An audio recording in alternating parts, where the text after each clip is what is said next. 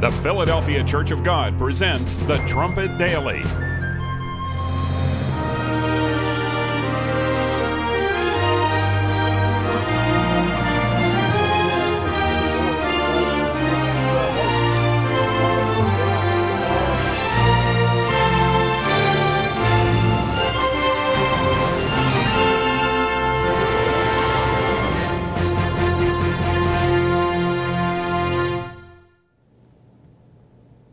Hello everyone, welcome back to the Trumpet Daily.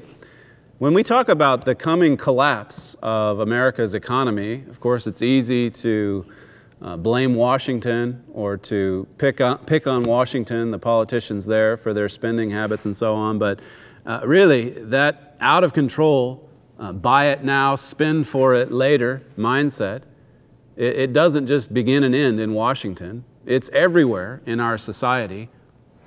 Here in America, as you know, we've had quite a lot of news about shopping these last few days with Black Friday and then Cyber Monday, and Americans lining up by the thousands in some cases to be able to spend money.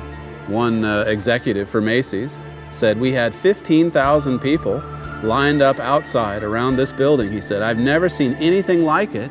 And I've been at every single one of our openings since my career began." He's never seen anything like it. I mean, looking at some of these lines and some of the figures coming in from this past week, you'd never know that just a few short years ago, America's feeble economy was within minutes of total collapse. Total collapse. Just a few moments away from collapsing our economy. And yet today, as he said there, people are lining up by the thousands. About 141 million Americans participated in the frenzy, either online or at stores, malls, or wherever, shopping over these past few days. The average American spent over $400 consuming, buying, purchasing, and as you probably saw from other reports, a lot of the people that were lining up did so days in advance and in freezing temperatures just to be the first one to make the purchase or to get the best deal. And of course, if you step back and look at the economy as a whole, this comes at a time really when many millions and millions of Americans are out of work, when the unemployment figure is at least the official statistic, is at 7%. But when you look at the actual numbers, the real numbers for unemployment or underemployment, it's much, much greater than that.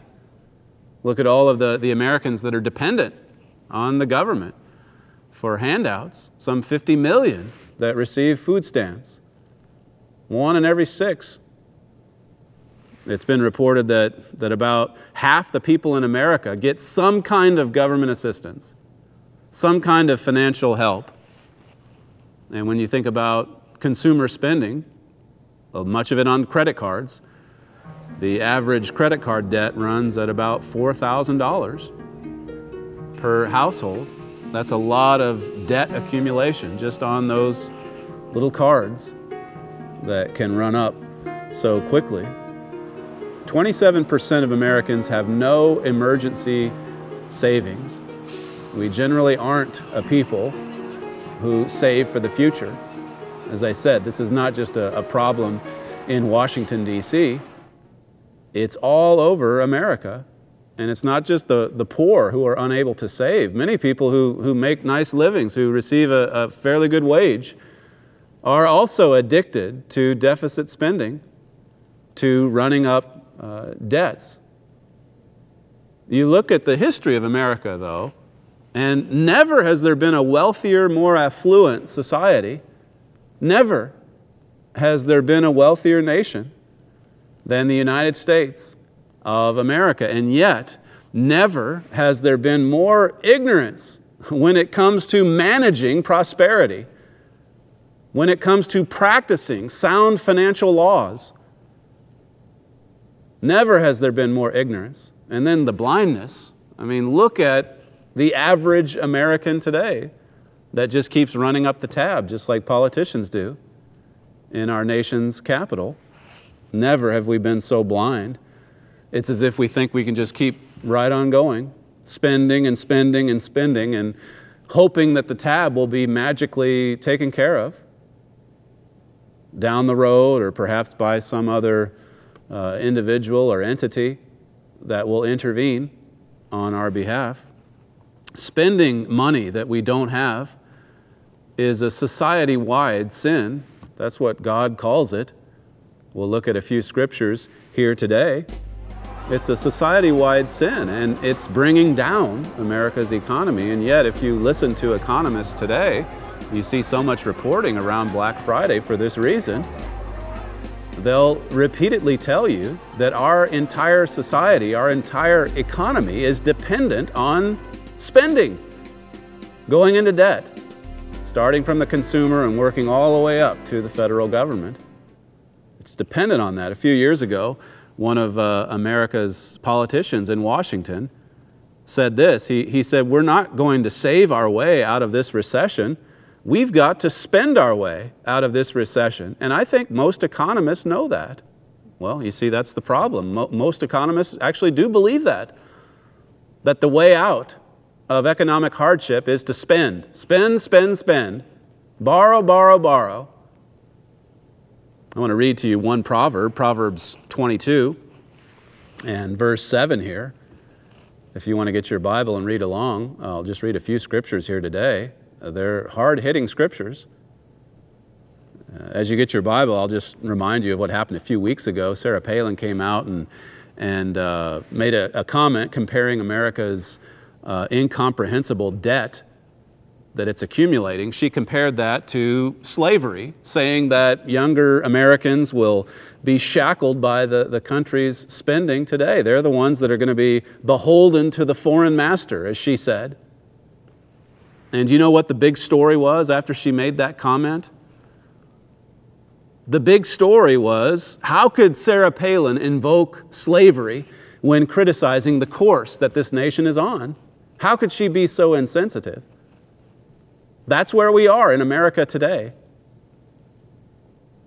That's where we've come. That's how blind we are to what's coming. Look at Proverbs 22 and verse 7. It says, "The rich rule over the poor, and the borrower is servant to the lender." The borrower is a slave to the lender. She was pretty much dead on with her comment, with her comparison, her analogy. How much longer can the world's biggest debtor nation, that's what we've become in America, how much longer can this continue? How much longer can America project any kind of power around this world? I mean, we've already been talking to you recently about how much that power is diminished, how much America is in retreat. What happens when America no longer has the world's reserve currency? What happens when people or nations flee from the dollar and turn elsewhere, as many nations are already talking about, as many nations are already working toward? What happens when it's finally a reality? What happens when lenders stop lending and start calling for their return? What happens when they show up at the door and say, "Hey, we want our payment with interest. We want it back"? Most of America's money, most of its money comes from just printing here in America. I mean, a lot of the lenders have already stopped, or at least have slowed it way down, and are not giving us as much as they used to. They're losing trust in Washington, in the dollar.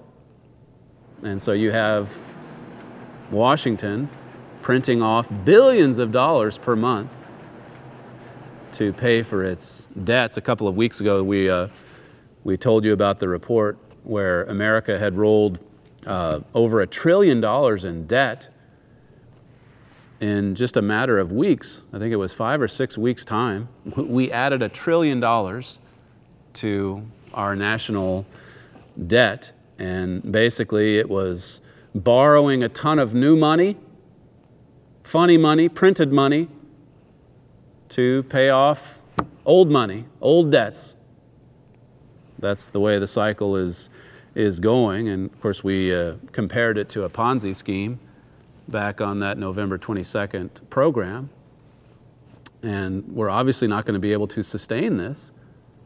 But just look at, I mean, you think about one aspect of this massive amount of borrowing or printing money. Just look at interest rates. One reason we're able to continue this for a time is because interest rates have never been as low as they are today.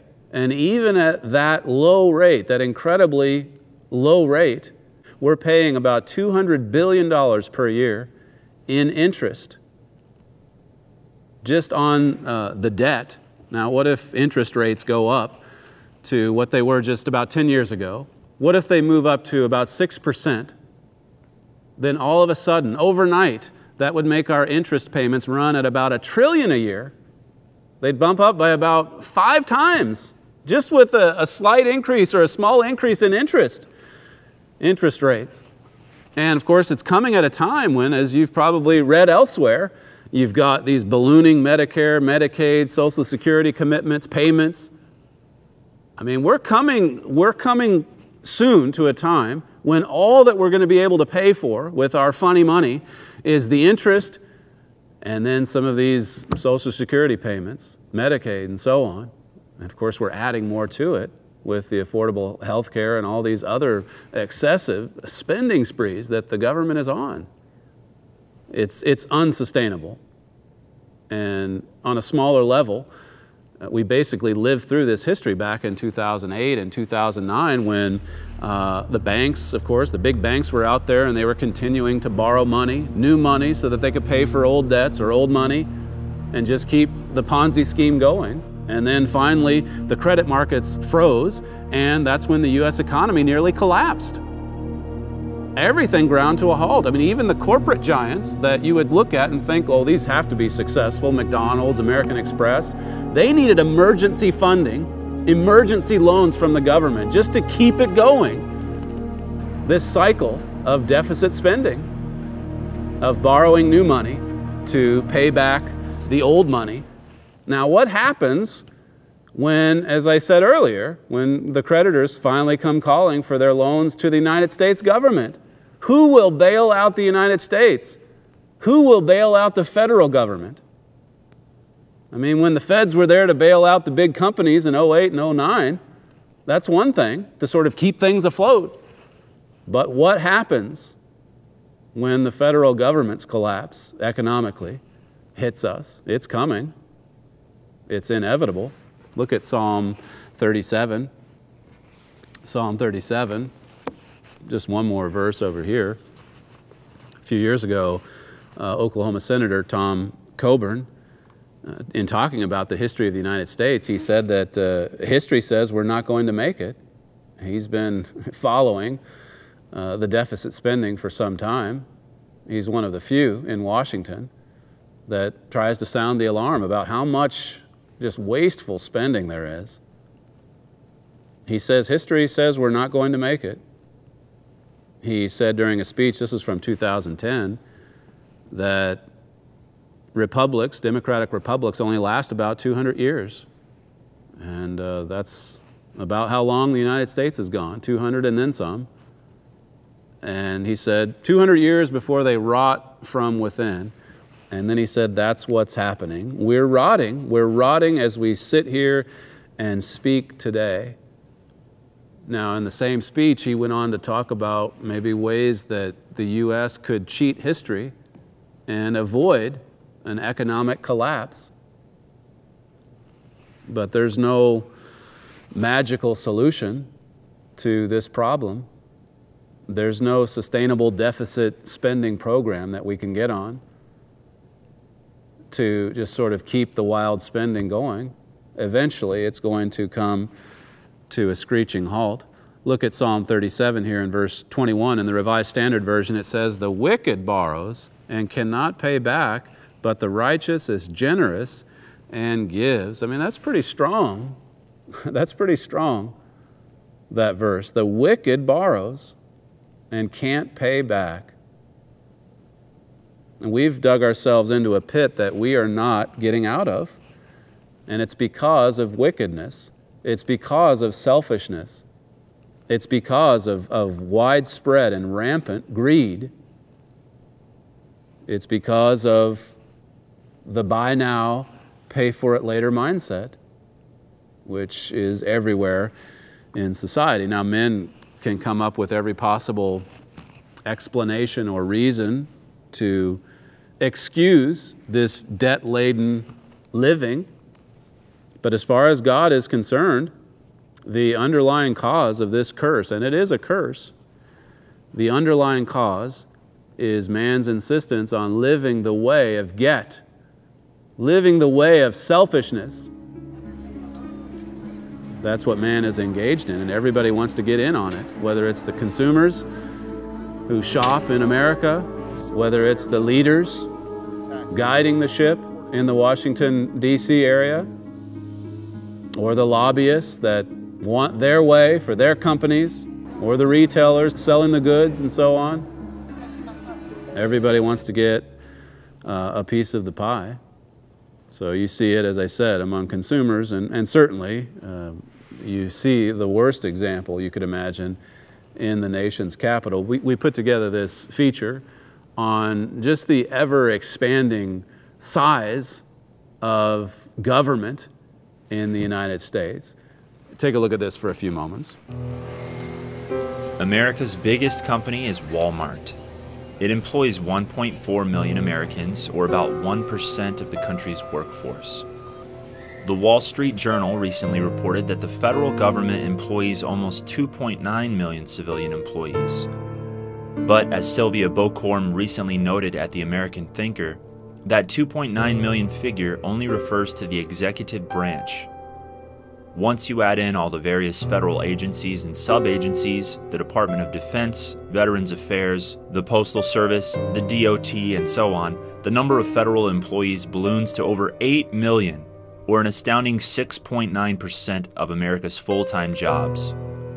As Bocorm points out, these government employees are the elected and appointed officials and the multitude of bureaucrats to which taxpayers pay annual salaries in order to be regulated, monitored, harassed, billed, yelled at, lied to, ridiculed, insulted, and looted. But beyond the bad service, why is having a big government such a bad thing? A nation's wealth can be calculated by totaling its wealth-producing activities and subtracting its wealth-consuming activities. In general, the private sector is wealth-producing. Businesses produce products and services that have value to their customers, otherwise they would go out of business. The government, in contrast, does not produce wealth. It mostly just consumes wealth. Every government employee gets paid, not because it produces something of value which it can trade for its salary, but by taking wealth from someone else. The bigger the government, the more wealth it devours from productive people and industries. And the less total money there is to go around. It is basic math. Some people might argue that government agencies are created to help or regulate some area of the economy, or provide some essential service that cannot be provided by the private sector. And in some cases, that is true. Not many conservatives would argue, for example, that there should be no army or that there should be no judicial system. But here again, regardless of worth to society, they consume wealth, not produce it. Consider how big and inefficient the wealth-consuming sector has become. According to the U.S. Bureau of Economic Analysis, the average federal civilian worker was paid $81,704. By comparison, the average wage of the nation's 104 million private sector workers was $54,995. When benefits such as health care and pensions are included, the federal employees get paid even more. In 2012, total compensation for federal employees was almost $115,000, or 74% more than the private sector average of about $66,000. Some people might argue that the government needs to employ the highest skilled people, and that is why it pays them more. A 2009 USA Today study took on this question. It compared government workers to private workers in an apples-to-apples job comparison. It found that government employees were overpaid in 8 out of 10 skilled workers categories. On average, government nurses, chemists, accountants, surveyors, and others got paid 20% more than those in private industry. The study did not take into account benefit packages, for which the feds are also notoriously generous. The pay gap is therefore probably even wider.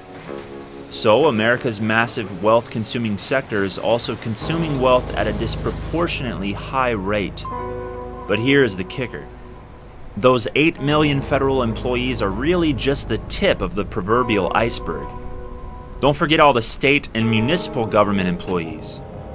Add in these government employees and the total comes to a whopping 22 million government workers. That means that the wealth-consuming sector is about 19% of full-time jobs in America. Expressed another way, there are less than 5 private sector employees working to support each public sector one. So don't be shocked that total government spending is now an astounding 40% of gross domestic product. In other words, 40% of the nation's spending is money the government has taken and consumed from others. But it is actually worse than that. How many of the so-called private sector jobs are actually jobs that support government jobs? How much of the aerospace industry, leisure and hospitality, and construction jobs only exist because of government spending? So what does all this mean for America? It means that as government continues to grow, it will increasingly suck the life from the wealth-producing sectors of the economy. And since America's behemoth government is financed by borrowing money from foreign nations or by the printing presses, it is totally unsustainable. Thomas Jefferson once wrote, "Government big enough to supply everything you need is big enough to take everything you have." The course of history shows that as government grows, liberty decreases. But there is another way the government is going to take away America's wealth and liberty. An economic collapse is coming. America cannot afford its massive government and government-mandated social programs. As soon as America's foreign lenders cut off the U.S., the days of big government will be over. Unfortunately, by then there probably won't be much of a private sector worth saving either.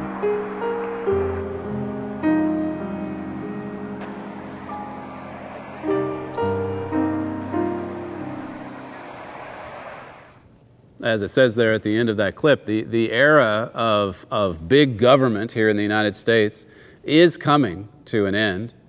Of that we can be sure, and thankfully we know God will eventually instill a perfect system, a perfect economic system that will bring opportunity and productive work and prosperity to all of mankind. I just want to conclude today over in the book of Haggai, the prophet Haggai, chapter 1. And as you turn over there, I want you to just think about how or where this new economic system begins. I mean, what will have to change first as you look across this society or as you look at Washington today? What is it that God is going to have to work with in man's nature to change? I mean, it's all going to start first with repentance. People could argue over which economic system works best, but God's going to bring man to his knees to the point where he's finally willing to change his ways, where he's finally willing to look to God and to obey and to practice God's laws. Haggai 1 here in verse 5, it says, "Now therefore, thus says the Eternal of hosts, consider your ways." Consider your ways. I mean, that's what God thunders to administrations, governments, industry. That's what he thunders to economists, entrepreneurs, businessmen, consumers. He says to us, consider your ways. Consider what you're doing. Consider what it's bringing into your lives, your families, your communities. Look at yourself. Verse 6, he says, "You have sown much and bring in little. You eat, but you have not enough. You drink, but you're not filled with drink. You clothe you, but there's none warm. And he that earns wages to put it into a bag with holes. Thus says the Lord of hosts, consider your ways. What God's describing there through his prophet is this way of never being satisfied with what we have, never being content, just wanting to go about and mortgage the future so that we can satiate our desires today, have it now, get what we want today. Forget about the oncoming generation. Forget about the children.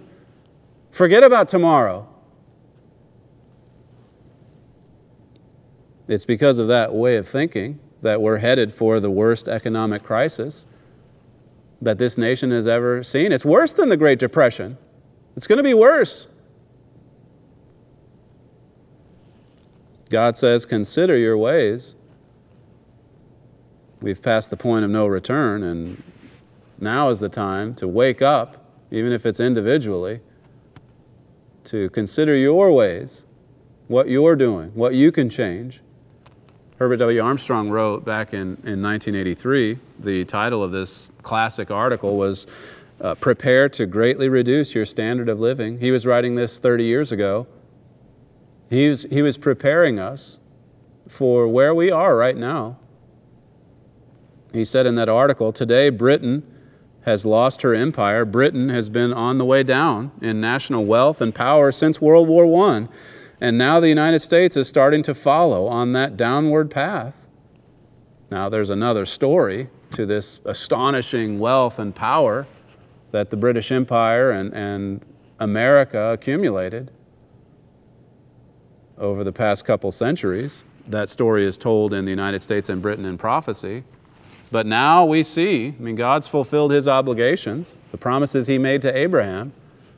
He's bestowed those blessings of prosperity and wealth upon our peoples, and we have since squandered them away because of disobedience and wickedness, because of greed and selfishness. Mr. Armstrong says, the United States and British peoples did inherit the national and material promises of the birthright, promised unconditionally to Abraham. Therefore, God has fulfilled his unconditional promise of the birthright to Abraham. Now notice this. He says, once fulfilled in the British and the Americans, retention of it by us became conditional on our performance. Once God fulfilled his obligation, well, he's no longer obligated to continue bestowing upon us these phenomenal blessings. And Mr. Armstrong concludes saying, and what have we done with all this vast wealth, economic prosperity, and world power? What have we done with it? Well, in many ways, it's just made us corrupt and materialistic. We've forgotten our God. We are an ungrateful people. We spend way beyond our means with no thought for the future. Governments have become corrupt. Businesses, based on a very selfish model, our economic, commercial systems, all of it. They're not based on godly principles of unselfish giving, of planning for the future, of looking out for the oncoming generation. And so that's why we're facing a disaster so great, as described in many Bible prophecies. Mr. Armstrong concluded saying, already the noose is around our necks and is almost daily tightening. He says, economic ills are starting greatly to reduce our standard of living. Now, as I said, that was in 1983 when, looking back on those seemingly halcyon days, it seemed like it was a pretty peaceful and prosperous time. But he saw what was coming because he was a man of God, and he prepared us for where we are today. I just want to conclude the program today. Earlier we talked to the contributing writer and editor for the Trumpet magazine. He's also written quite a lot over the years on subjects that have to do with finance and the economy. So we'll conclude today's program with a brief interview with Robert Morley.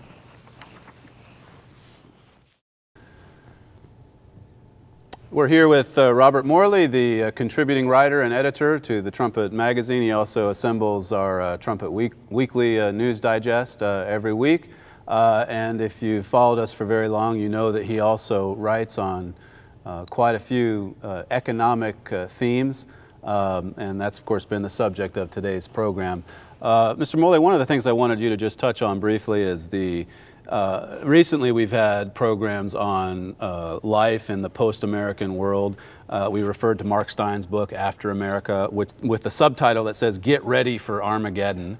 And so you hear this kind of language preparing us for the crisis that's coming. And yet, in the very same message, generally speaking, there seems to be just a blind spot with respect to how bad it really is going to be, even when the language sounds bad. And they'll refer back to Britain and how when the world moved away from the pound as the reserve currency, that Britain sort of settled into, with a soft landing, to something that still was fairly prosperous and peaceful and so on. How is it different this time around as we see the world moving away from the dollar being devalued, and just the crushing debt that America is under? How is it going to be different once the world abandons the dollar? Well, why did the world abandon the pound as a world's reserve currency? If you look at what was happening in Britain back in the early 1900s, Britain had just been through 2 massive wars, and it bankrupted itself fighting those wars.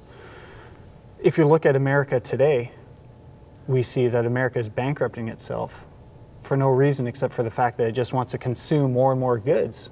And if you look at America today, it's not a producing nation. I mean, Britain, even at the end of the war, was a producing nation. It brought in goods from the colonies. It sent out to the world. It was the manufacturing powerhouse. And then you also have the transfer over to the United States, which was obviously a strong ally of Britain. And has been historically.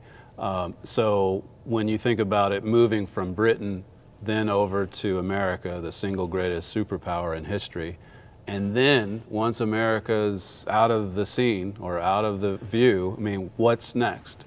Right, well, take a look around the world. I mean, when Britain turned over the baton to America, it was to a very friendly nation. I mean, a brother nation, same culture, same religion, same history.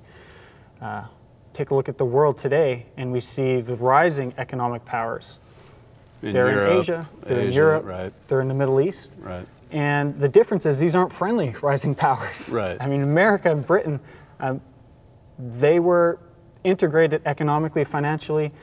They worked together. They were the same people. Which then, brings us to all kinds of other prophecies that Mr. Armstrong talked about with the rising European superpower, the Asian conglomerate, and so on. And of course, more recently, we've talked quite a lot about the King of the South and the King of the North in Europe.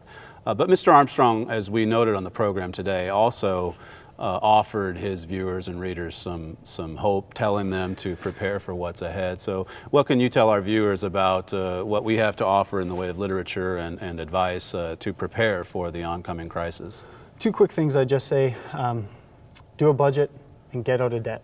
Mr. Armstrong was very strong about tightening your belt, living beneath your means. And I think if you do those 2 things, you'll really set up yourself and your family to do better as we know things deteriorate in this country. We have 2 books, Solve Your Money Problems and The Financial Law You Can't Afford to Ignore. And I just encourage readers to go to the website, download those, write in for that, and get a copy. Okay, and you can receive both of those at thetrumpet.com. And as with everything we offer, they're completely free with no obligation attached to it. So thanks to you, Mr. Morley, for joining us today, and thank you for staying with us again for another episode, and we'll see you again next time on the Trumpet Daily.